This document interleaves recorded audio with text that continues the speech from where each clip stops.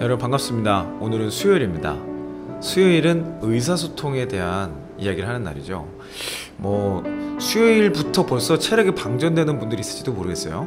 근데 이 수요일을 우리가 좀 뭔가 도전해보고 새로운 차원에서 해볼 수만 있다면 분명히 이날은 여러분이 뭔가 마음껏 해볼 수 있는 그런 날이 될 겁니다.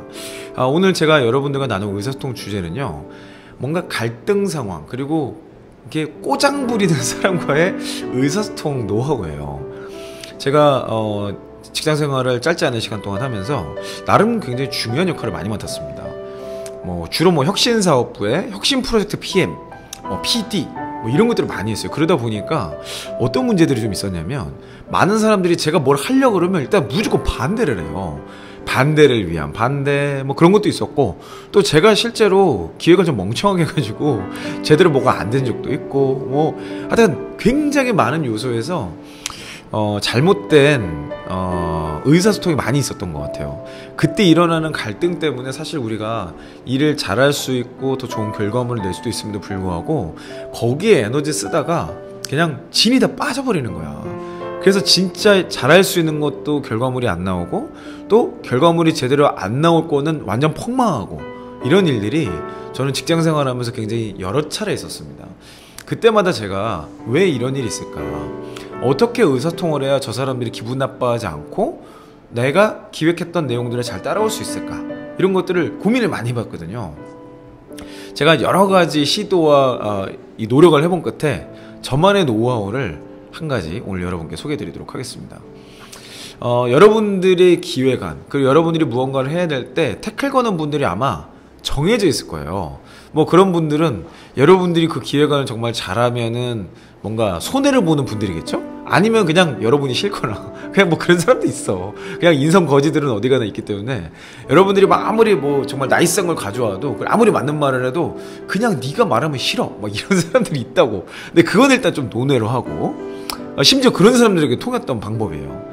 그리고 제가 무언가를 막 기획하는 거를 정말 잘하면 조직 차원에서는 맞지만, 그 당사자 개인 입장에서는 뭔가 좀 자기가 손해보는 것 같고, 자기가 좀 뭔가 불이익 얻는 것 같고 이렇게 생각하시는 분들이 있어요. 실제로 그런 경우도 있고.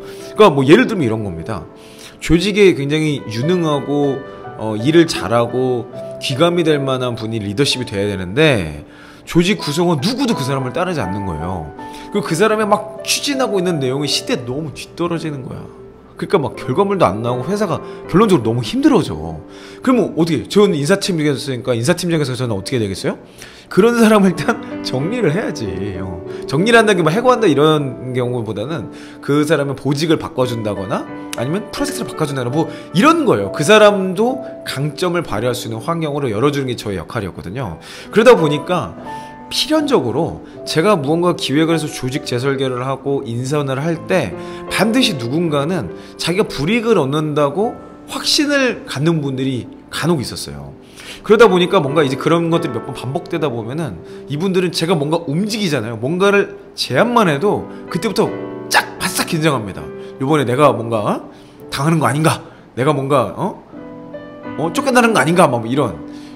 사실 깨어있고 정말 열심히 고객에게 뭔가 만족을 위해서 최선을 다하는 분이라면 사실 그런 고민할 시간도 없죠. 대부분 그런 고민하신다는 것 자체가 벌써 고객과는 좀 동떨어졌다는 소리예요. 근데 어찌됐건 간에 그런 현상들이 있을 수밖에 없었는데, 그 과정 속에서 어떤 분들은 정말 반대를 위한 반대도 하시고, 하여튼 태클을 정말 많이 거시더라고요. 그래서 제가 한 번은 그런 분들을 다 쫓아가서 면담을 해봤어요. 왜 이 기획안을 반대하시냐, 왜 계속 그 문제 제기를 하시냐, 누가 봐도 이게 맞고 누가 봐도 이렇게 하는 게 옳은 일 아닙니까? 그리고 많은 직원들이 이거를 지지하고 동의하는데 왜 팀장님은, 실장님은, 본부장님은 이걸 그렇게 반대하고 하기 싫어하십니까? 내가 이렇게 물어봤더니 그분들 안에 있는 니즈를 털어놓게 되더라고요. 그때 제가 캐치한 것들이 있었는데, 그게 뭐냐면 바로 존중의 언어였습니다. 존중을 해는, 나를 존중을 안 해주니까 나의 존재감을 보여주기 위해서 반대를 하는 거예요. 물론 그렇게 얘기하시는 분은 없었어요. 그분들은 너의 기획은 이런 문제가 있고, 너가 기획한 걸 실행하게 되면 조직에 이런 여파가 있고 나름의 이유가 있어. 근데 그 이야기들 종합적으로 제가 행간을 읽어보니까 그렇다는 거예요. 행간을 읽어보니까 결국에는 그분이 얘기하시는 것도 제가 얘기하는 것도 비슷해. 근데 내가 얘기하는 걸 막 반대하고 뭐 무조건 잘못됐고 아무 생각 없이 하는 거고 뭐 이런 얘기를 하는 이유가 결국은 본인이 가지고 있는 의견을 반영해주지 않았고 담아주지 않았다는 것에서 오는 일종의 박탈감 같은 거더라고요. 자, 젊은 나이에 중요한 직책을 맡으신 분일수록 빨리 승진하고 중요한 어떤 책임을 맡으신 분일수록 이 의사소통을 주의하셔야 됩니다. 그 사람을 존중하는 노하우를 갖출 때 여러분들이 더욱더 일을 잘하게 됩니다. 여러분, 의사소통은요 기술이고 훈련이 필요해요. 이 기술을 습득하기 위한 훈련을 할 때에 비로소 여러분만의 의사소통을 갖게 되는 거죠. 그래서 제가 이 부분에 대해서 여러분들께 이렇게 이야기하고 싶어요. 그 사람을 최대한 존중하는 언어를 사용해라. 자, 그러면 많은 분들이 이제 스피치나 뭐 이런 것만 생각하세요. 그래서 요런 단어 말하기 전에 요런 접두사를 쓰는 거, 요런 접속어를 쓰는 거, 요런 게 무슨 의사소통의 스킬이라고 이렇게 이해를 하시는데 사실 그런 건 하등 상관이 아무 상관이 없어요. 물론 영향이 있는 건 사실이지만 핵심은 아니에요. 그렇게 막 뭐 조심스럽지만 또는 이렇게 생각할 수도 있지만 이런 말 백날 해봐야 결국 내가 말을 어떻게 하는가 이 내용에 따라서 전체적인 의사소통의 분위기가 좌지우지되거든요. 그래서 저는 오늘 여러분들에게 존중의 언어 구사법을 이렇게 설명하고 싶어요. 어떤 기획, 어떤 영향력 있는 결정을 하기 전에 그 사람에게 먼저 물어봐 주라. 자, 그 물어봐 주는 단계만 가지고 있어도요 여러분의 의사소통은 굉장히 퀄리티가 올라갑니다. 그리고 여러분들이 뭔가 정책을 하거나 새로운 변화를 줄 때 그 영향을 받는 분들에게 미리 알려주는 효과가 있어요. 그리고 그 사람이 어떤 이야기를 막 쏟아낼 거 아니에요? 그걸 들었을 때 꼼꼼히 다 기록을 하세요. 그리고 나서 그 내용에 대해서 반영한 것, 반영을 못하는 것, 못한 건 왜 못하는지 이유를 설명하시고 반영한 거는 내가 실제 그걸 기획을 했더라도 팀장님 또는 누구님의 의견이 정말 좋은 것 같습니다. 제가 그거를 꼭 반영해서 이런 일들이 되게 하겠습니다 라고 의사소통하는 거예요. 자, 이게 대단한 정책을 만들고 뭐 엄청난 일을 할 때만 적용되냐? 그렇지 않아요. 여러분의 고객과 소통할 때, 여러분이 동료와 일할 때 이런 언어를 사용하시면 여러분들의 의사소통이 굉장히 성숙해지고 여러분의 의사소통을 굉장히 반가워하는 일들이 일어나게 될 겁니다. 자, 요거 하나만 잘해도요 회사 생활 정말 편하게 갑니다. 요거 하나만 잘해도 여러분의 의사소통을 정말 잘하는 사람이 되고요. 이거 하나만 진짜 이 단계 하나만 해도 여러분들의 기획안은 반드시 열매를 맺게 될 거예요. 근데 우리가 이걸 못하는 또 이유가 여러 가지가 있어요. 자, 사실 되게 단순한 거거든요. 근데 이 단순한 걸 못하는 이유에는요 가장 큰 것은 그 사람을 무시하는 마음이 있어요. 제가 그랬거든요. 제가 새로운 기획안, 새로운 혁신 프로젝트를 할 때 저 사람은 맨날 아이디어가 없고 막 반대만 해. 그러니까 언젠가부터 그냥 신경을 안 쓰기 시작하는 거야. 그러니까 그 사람이 했던 내용에 대해서 그닥 궁금하지도 않고 그 사람의 의견에 선한 것이 없을 거야 라고 판단을 해버리는 거예요. 이게 저의 가장 큰 패착이었어요. 근데 실제 이야기를 듣다 보면 뭐 사람마다 다르지만 솔직히 들을 얘기가 없는 경우도 많았어. 그렇지만 내가 이 의사소통을 함으로 인해서 그 사람을 존중해야 된다는 나 스스로의 마인드 세팅이 되더라고요. 그러니까 내 이 행동을 함으로 인해서 나의 생각이 바뀐다. 나의 마인드와 나의 접근법이 바뀐다. 이것만큼 중요한 게 없어요.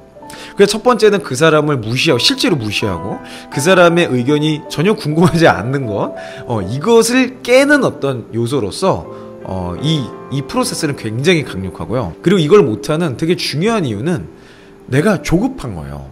짧은 시간 동안에 이거를 뭔가 해결해야 된다는 조급함이 나를 감싸고 있는 거죠. 그러다 보니까 여러 사람의 의견을 듣거나 그 사람에게 한 번 더 갔다 오거나 여기까지 생각이 미치지 않는 거예요. 그래서 우리는 이럴 때는 어떻게 됩니까?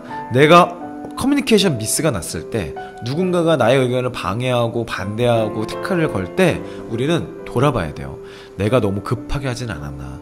내가 너무 빨리 내 생각만 가지고 조급하게 일을 진행하진 않았는가?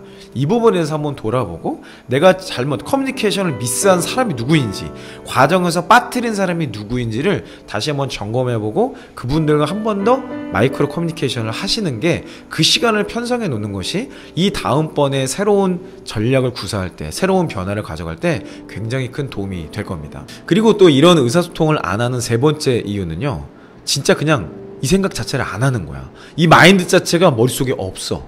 근데 이 영상을 보시는 여러분들은요, 이미 출근길에 이거를 다짐을 하고 있잖아요. 그 여러분들의 의사소통 프로세스나 누군가와의 누군가와의 대화에서 뭔가 잘못됐다는 걸 지금 뼈저리게 느끼고 있을 거란 말이죠. 오늘 하루 여러분의 의사소통을 바꿔보세요. 여러분의 의사소통이 조금 더 세밀하고 상대방을 배려하고 그 사람들을 존중하는 언어로, 이 언어라는 프로세스를 통해서 여러분의 의사소통 스킬을 훨씬 더 업그레이드 해보셨으면 좋겠습니다. 저는 이런 한 가지씩의 변화로 여러분들의 직장생활이 굉장히 크게 바뀔 거라고 생각해요. 자, 여러분 모두 일잘러가 되겠다고 마음을 먹으셨죠? 굳은 의지로 이런 연습을 하나라도, 오늘 한 번이라도 한번 도전을 해보시기 바랍니다. 네, 오늘 수요일입니다. 여러분들의 직장생활이 나날이 발전하고 있을 거라 생각해요.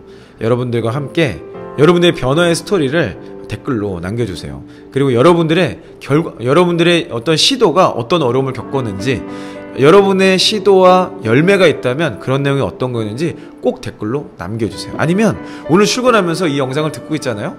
나는 이런 시도를 할 거야 라고 댓글을 남겨주세요. 그럼 제가 그 댓글을 보면서 여러분에게 조금 더 실행 과정에서 도움이 될 만한, 그리고 여러분들이 꼭 염두에 두셔야 할 만한 그런 내용들을 가지고 또 영상을 만들어 보도록 하겠습니다.